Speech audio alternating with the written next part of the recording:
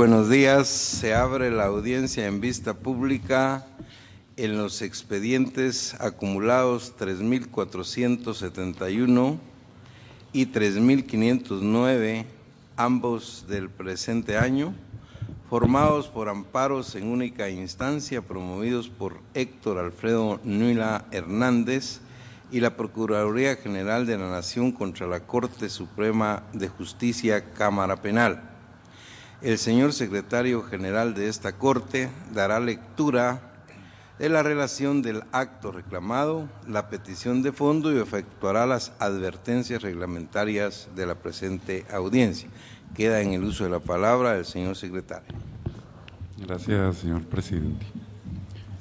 Es acto reclamado en los amparos acumulados la sentencia de 11 de diciembre de 2015 que dictó la Corte Suprema de Justicia, Cámara Penal, dentro del expediente identificado como recurso de casación, conexados número 1004-2014-289 y 1004-2014-303, en el que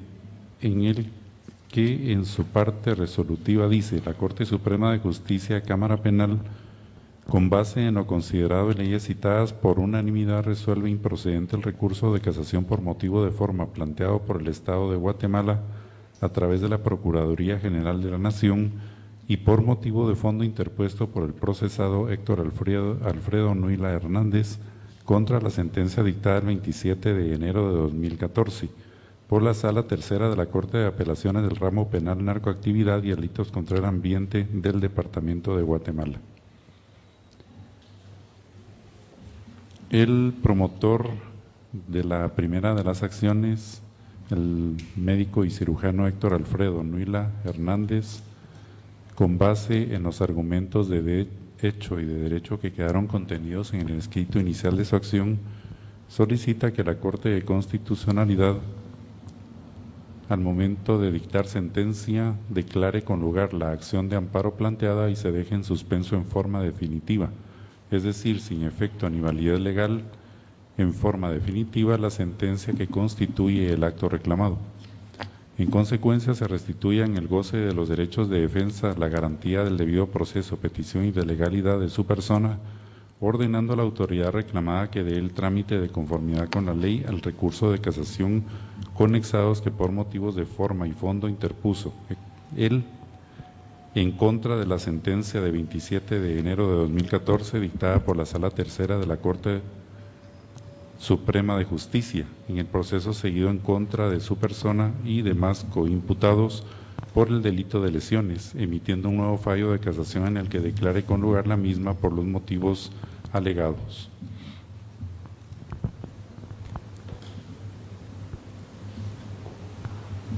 Por aparte, la Procuraduría General de la Nación, también como promotora de amparo en única instancia, solicitó que al dictar sentencia se otorgue el amparo solicitado por el Estado de Guatemala a través de la Procuraduría General de la Nación en contra de la resolución que constituye el acto reclamado y se deje sin efecto la misma, y como consecuencia se ordene a la Cámara Penal de la Corte Suprema de Justicia que dentro del plazo que se le fije emita una nueva resolución respecto del recurso de casación que planteó esa Procuraduría, en la que tome en cuenta lo argumentado por la Honorable Corte en el fallo que emita.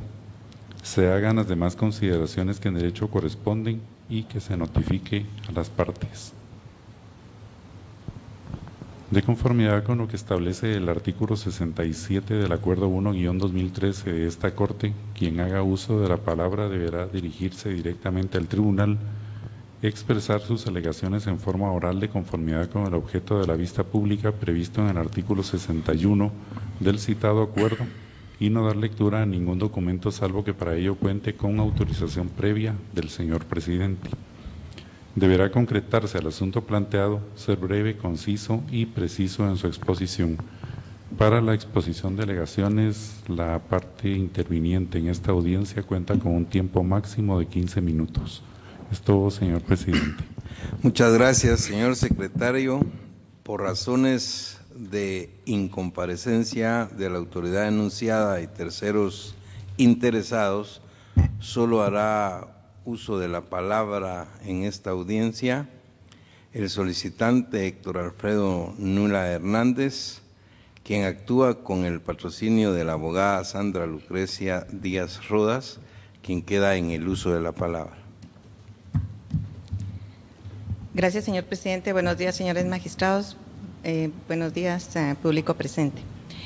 Señores magistrados, como lo indicó el señor secretario, este amparo fue presentado por mi defendido, el doctor Héctor Nuila Hernández. El acto reclamado es la sentencia emitida en el recurso de casación por la Corte Suprema de Justicia el 11 de diciembre del 2015. Considero que es necesario hacer un breve relato de los antecedentes de este caso. A mi defendido, al doctor Nuila, se le abrió juicio y se le condenó por el delito de lesiones culposas a 2 años de prisión conmutables y la sala agravó la pena al darle también una pena accesoria de inhabilitación en su profesión por 2 años. Con la sentencia de primer grado fue dictada por el juzgado 11º de primera instancia penal, el tribunal 11º de sentencia penal, por una juez unipersonal.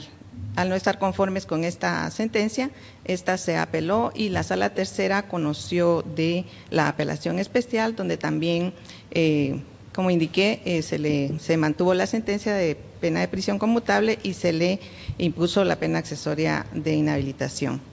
Al no estar conformes con esta sentencia, presentamos el recurso de casación. El recurso de casación, conocido por la Corte Suprema, también es declarado no procedente y mantiene la sentencia de primer grado. Contra esta resolución presentamos ante la Corte de Constitucionalidad el amparo, y este amparo fue declarado con lugar porque efectivamente se pudo establecer que habían habido violaciones a derechos y garantías constitucionales del doctor Nuila. Por lo que nuevamente en este amparo se le ordena a la Corte Suprema que nuevamente emita una sentencia en la que se tenga en cuenta lo argumentado en la sentencia de amparo y que se dicte una nueva sin los vicios ya indicados en la sentencia de amparo.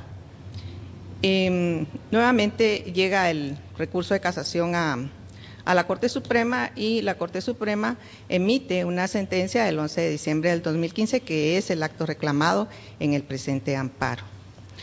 En esta sentencia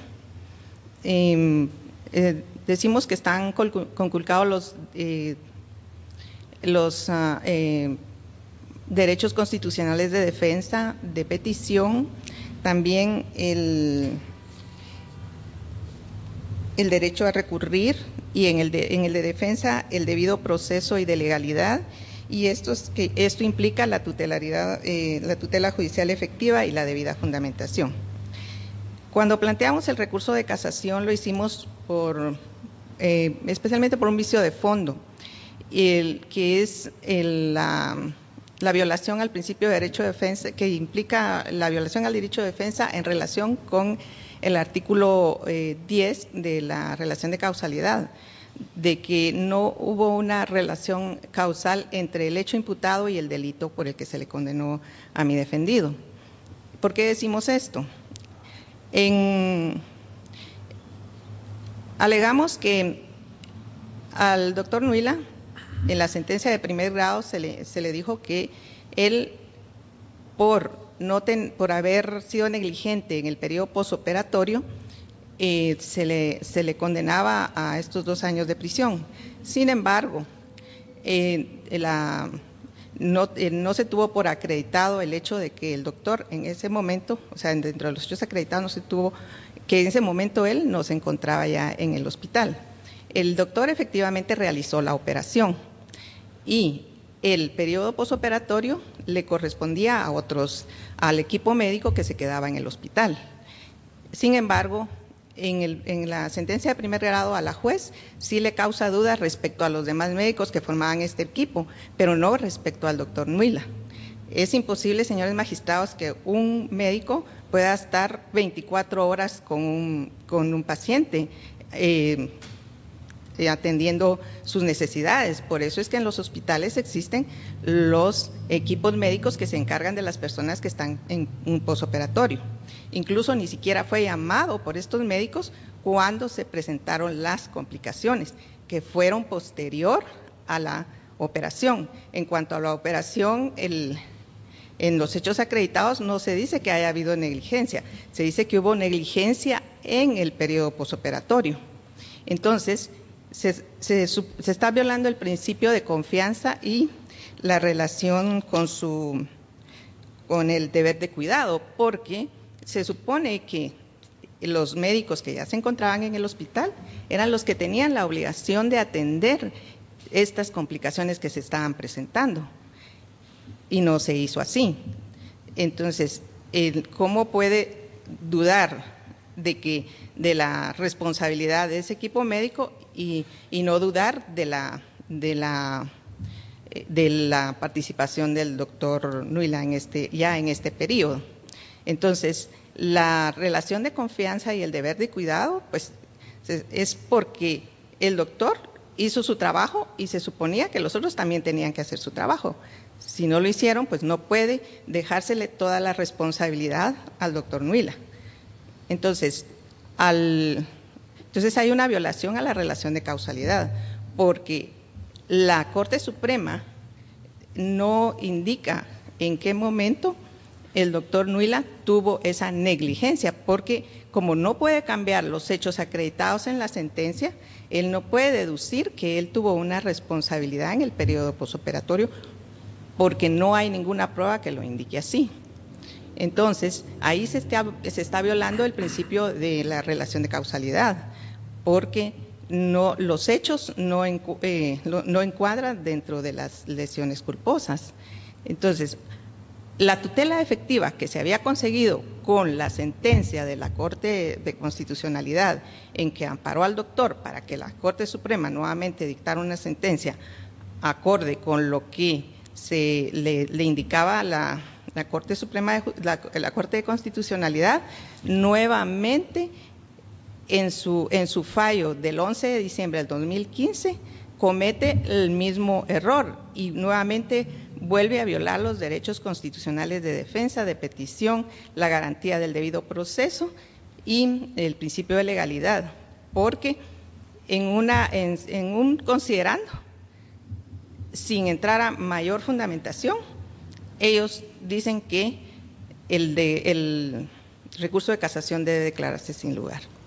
Entonces,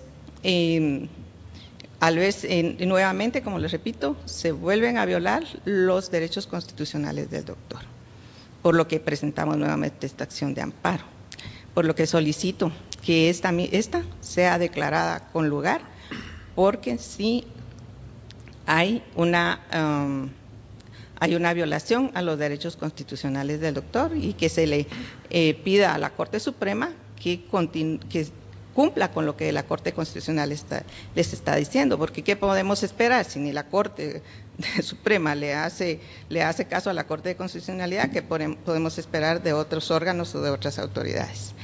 Muchas gracias. Muchas gracias, abogada Díaz Rodas. La audiencia se ha clausurado. Señor magistrado, perdón. Por favor. Habíamos pedido que iba a hablar el doctor también. No sé si yo consumí los 15 minutos. No me lo habían informado, pero creo Fíjese que sí se lo preguntamos la señorita y ella puso 1 y 2 ahí en la.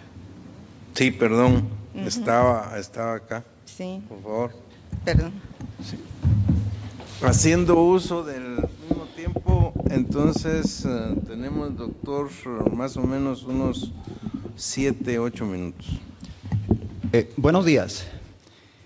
Agradezco su atención, sé de su agenda ocupada. Los hechos que nos traen hoy acá es precisamente la demanda penal que hace un paciente que yo operé por negligencia y que trae como consecuencia desastrosa pues la amputación de la rodilla para abajo de este paciente. El problema, como ya se dijo acá, es que la complicación surge en un periodo de tiempo y en un servicio en el cual no era mi servicio. La responsabilidad que tuve yo durante la cirugía fue operar al paciente y se me fue asignada esa cirugía, aunque no fuera mi servicio, porque tengo un entrenamiento especializado en el extranjero en cirugía de articulaciones. El posoperatorio inmediato fue, como le repito, en un servicio y las complicaciones surgieron en un horario ajeno al mío. En los sistemas hospitalarios institucionales se sigue una forma de gerencia de administración horizontal. ¿Qué significa esto? Que los turnos de trabajo son los que adquieren la responsabilidad de los pacientes en su tiempo estipulado. El concepto de médico de cabecera es obsoleto en las instituciones del Estado y muy cuestionable en los hospitales incluso privados. Sin embargo, a mí se me condena por no haber estado en el hospital en el momento de la complicación y por no haber hecho las medidas tempranas para disminuir esta complicación. Aplicando este concepto de médico de cabecera que, como le repito, es inexistente. La Inspectoría General del Ejército, en su informe, expone que no se le puede adjudicar la responsabilidad individual a un doctor, en este caso, puesto que la responsabilidad está en la institución que no tiene las reglas bien definidas y un control administrativo de su personal. La actual ministra de Salud, en una entrevista que le hacen en Prensa Libre y le preguntan que cuál es su mayor reto, y ella contesta que es la falta de institucionalidad en las instituciones del Estado. Y a esto se refiere, y ella cita, a la falta de protocolos, deducción de responsabilidades y jerarquías en el trabajo. Por lo tanto, nos damos cuenta que las instituciones frágiles hacen que los doctores tengamos un papel muy frágil en este caso, pero no necesariamente pues apegados a una condena penal.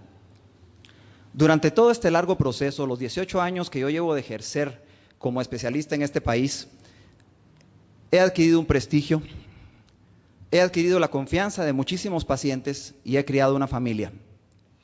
Definitivamente todo esto está en juego a la hora de una condena de este tipo, sobre todo porque dicha condena es similar a casos de fallecimiento en instituciones del Estado, siendo por supuesto esta lesión menor.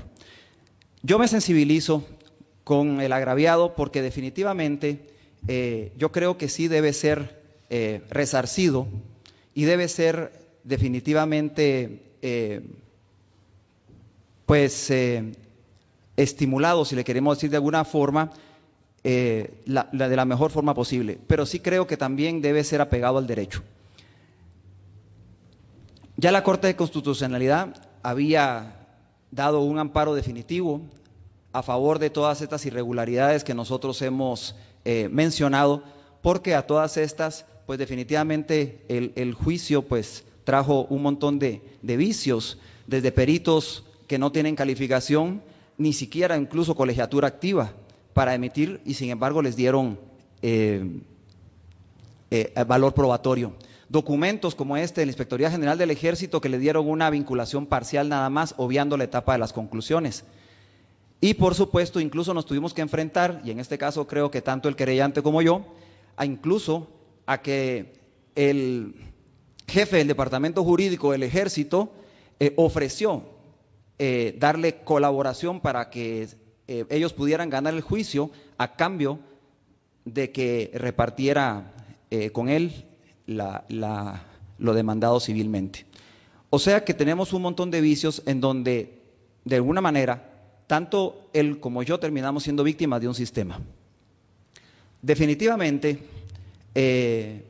la Corte de Constitucionalidad nos dio un amparo definitivo viendo todos estos vicios, pero la Corte Suprema de Justicia, sin mayor explicación, simplemente le da la misma alineación que tenía anteriormente.